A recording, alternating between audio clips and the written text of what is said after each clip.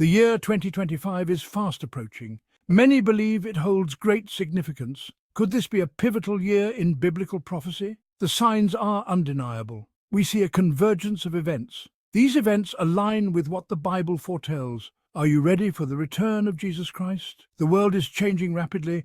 We are witnessing unprecedented events. It's time to pay attention to the signs of the times. The Bible warns us of the end times. It also gives us hope. We must stay informed and prepared. The time is short. Jesus is coming soon.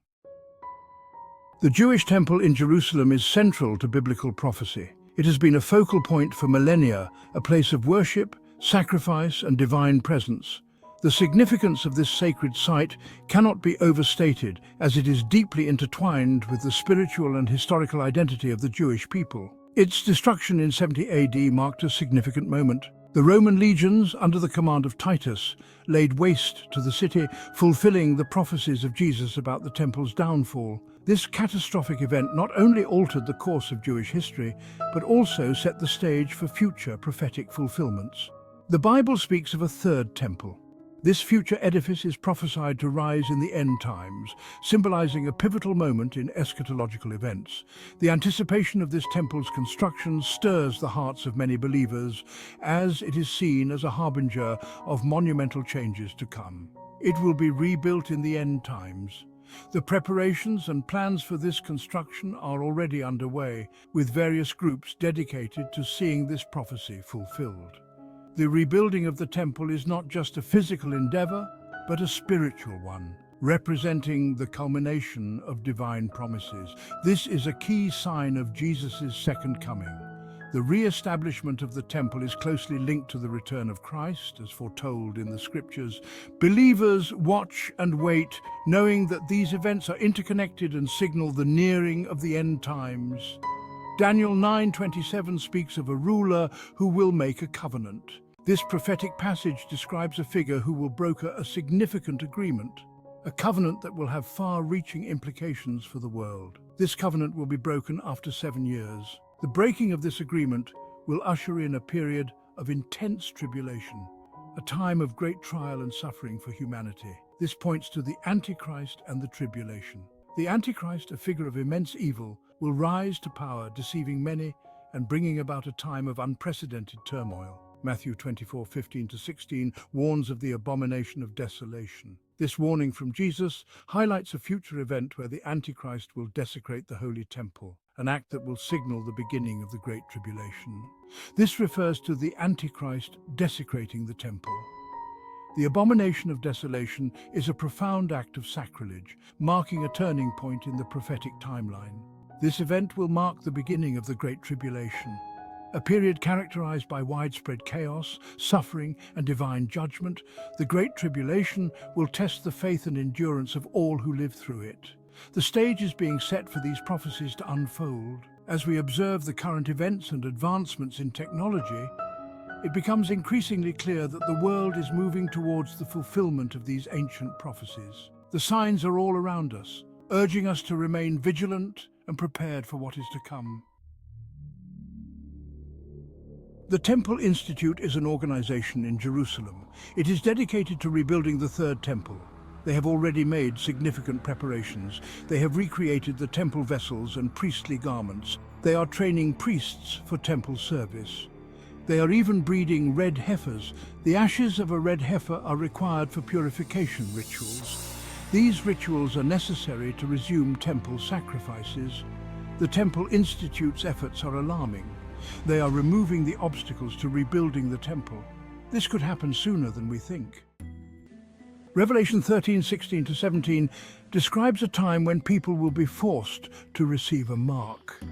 This passage has been the subject of much debate and speculation over the centuries. Many believe it foretells a future where individuals will be required to bear a specific mark to participate in society. This mark will be on their right hand or forehead. The idea of a mark on the body has led to various interpretations, from literal marks to symbolic representations. In today's world, this concept is often linked to modern technology. Without this mark, people will not be able to buy or sell. Imagine a society where access to basic necessities is restricted based on one's compliance with a system. This could mean being unable to purchase food, clothing, or even access healthcare without the mark. This mark is known as the Mark of the Beast. The term Mark of the Beast has become synonymous with ultimate control and loss of personal freedom. It raises questions about the balance between security and liberty. Could this mark be related to the rise of global surveillance? As technology advances, the potential for surveillance increases. The idea of a mark could be a metaphor for the ways in which our privacy is being eroded. We are seeing an alarming trend towards increased surveillance. Cities are becoming more monitored, with cameras on every corner and drones patrolling the skies. This constant watchfulness can feel invasive and oppressive. Governments and corporations are using technology to track our every move. From the apps on our phones to the software on our computers, our activities are being recorded and analyzed. This data can be used to influence our behavior and decisions. Facial recognition technology is becoming increasingly sophisticated. This technology can identify individuals in a crowd, track their movements, and even predict their actions. While it has benefits for security, it also poses significant risks to privacy. Biometric data is being collected on a massive scale. Fingerprints, retinal scans, and other biometric information are being stored in large databases. This data can be used for identification and authentication, but it also raises concerns about how it is being used and who has access to it. This technology has the potential to control every aspect of our lives. From smart homes that monitor our daily routines to digital systems that track our movements, the integration of technology into our lives is becoming more pervasive. The question remains, how much control are we willing to give up in exchange for convenience and security? Section 5: AI and Biometrics Tools of Control. In today's rapidly evolving technological landscape, the tools of control are becoming more sophisticated and pervasive. Artificial intelligence, or AI, is rapidly advancing. It is no longer a concept of the future, but a reality of the present. AI systems are now capable of performing tasks that were once thought to be the exclusive domain of human intelligence. It is being used to analyze vast amounts of data. This data is collected from various sources, including our online activities, social media interactions, and even our personal communications. The sheer volume of data being processed is staggering. This data includes our online activity, our movements, and even our emotions. Every click, every like, every message is being tracked and analyzed. Our smartphones, which we carry with us everywhere, are constantly collecting data about our location and habits. Biometric technology is also being used to identify and track individuals. This technology uses unique physical characteristics such as fingerprints, facial features, and iris patterns to verify identity. This includes fingerprints, facial scans, and even iris patterns. These biometric identifiers are considered to be more secure than traditional passwords or PINs because they are unique to each individual. These technologies are being implemented in the name of security and convenience. Airports, for example, are using biometric scanners to streamline the boarding process and enhance security measures. However, they could easily be used for nefarious purposes. The same technology that can protect us can also be used to monitor and control us. Hackers and malicious actors can exploit these systems to gain unauthorized access to sensitive information. Imagine a world where your every move is monitored. Surveillance cameras are everywhere, tracking your movements and recording your actions. In such a world, privacy becomes a thing of the past. Imagine a world where you are denied access to basic necessities. If your biometric data is compromised or if you are deemed a threat, you could be locked out of essential services such as banking, healthcare, and transportation.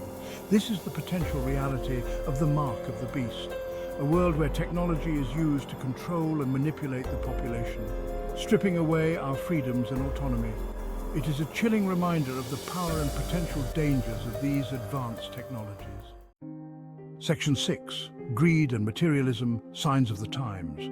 2 Timothy chapter 3, verses 1 to 5 describes the last days as perilous times. People will be lovers of themselves, lovers of money, boasters, proud, blasphemers. This is a stark description of our society today. Greed and materialism are rampant. We are constantly bombarded with messages that tell us to buy more, have more, and be more. This insatiable desire for more is leading to a widening gap between the rich and the poor. It is also leading to a decline in moral values. Section 7. The Prosperity Gospel, a dangerous deception. The Prosperity Gospel is a false teaching. It claims that God wants us to be wealthy and successful. This teaching is dangerous. It preaches a gospel of greed and self-indulgence. It distorts the true message of the Bible. The Bible teaches us to be content with what we have. It also teaches us to be generous with our resources. The prosperity gospel is a perversion of the true gospel. It is leading many astray. Section 8. One world religion, a harbinger of apostasy. Revelation 17 describes a great harlot who sits on many waters. This harlot represents a one-world religion. This religion will deceive the nations. It will lead them away from the true God. We are seeing a growing trend towards religious syncretism. This is the blending of different religions. Interfaith dialogue is often presented as a positive thing. However, it can lead to a compromise of truth. The Bible warns us against mixing the holy with the profane. Section 9. Interfaith dialogue, unity or compromise. Interfaith dialogue can be a slippery slope. While it's important to understand other faiths, we must not compromise our own beliefs. The Bible is clear. Jesus is the only way to God. The push for a one-world religion is a sign of the end times. It's a sign that the world is rejecting God's truth. We must stand firm in our faith. We must not be swayed by false teachings. Section 10. Be vigilant, be ready, a call to action. The signs are clear. The end times are approaching. We must be vigilant and spiritually prepared. We must study the Bible. We must pray for discernment. We must share the gospel with others. The time is short. Jesus is coming soon. Are you ready? Are you